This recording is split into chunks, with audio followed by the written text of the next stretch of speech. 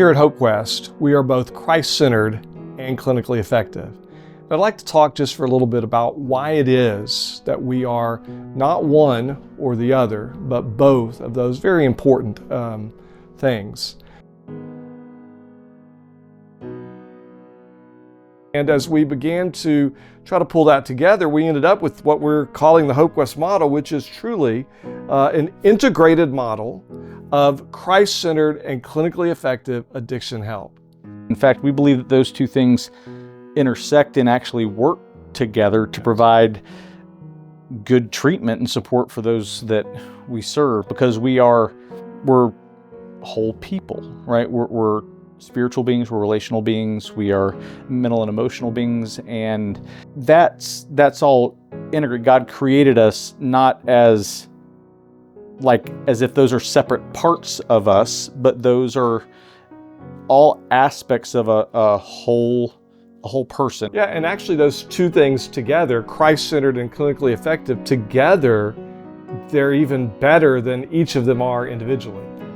Some people within the faith community, they haven't experienced or they've been hurt by people in the secular clinical world in ways that they really perceive that as a threat to their faith. And there are those within the secular clinical world that have been very antagonistic towards faith.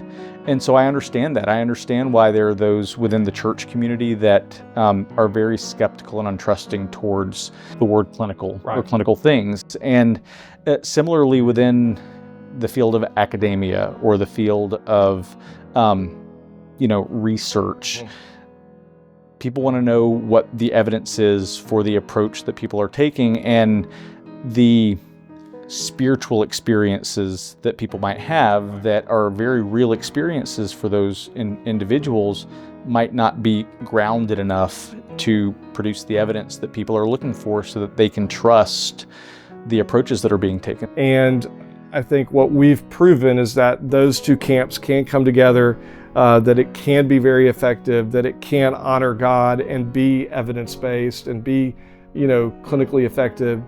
Man, if I had a doctor who was a strong believer and loved Jesus and would pray for me, then I would be grateful for that.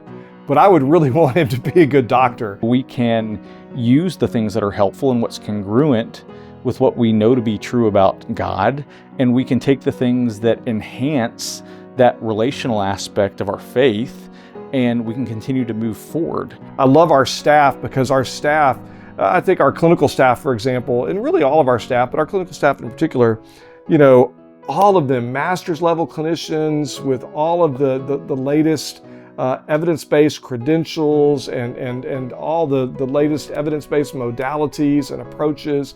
And yet every single one of them has a personal relationship with Christ.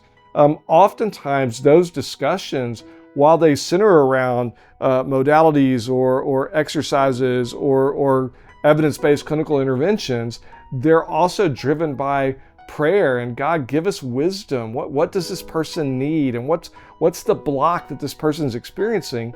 And they're able to see from us maybe a different perspective, right, on what it means to really have a genuine and authentic relationship with Christ.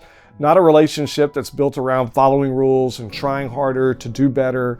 Not an approach to faith that says these are the rules, you've got to follow them.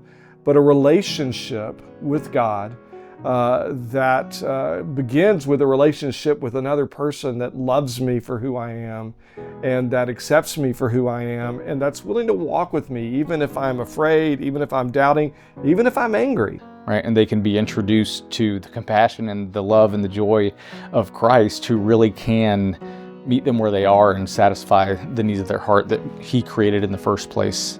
You can't untangle the body from the soul, and you can't untangle any of those aspects that you talked about from one another. And so that's why when we address any of those aspects, we see a change in the whole person. We're able to help folks experience God, not just learn about God, but experience God and see God come and relate to them in a way that their addictions let loose and they experience lasting freedom.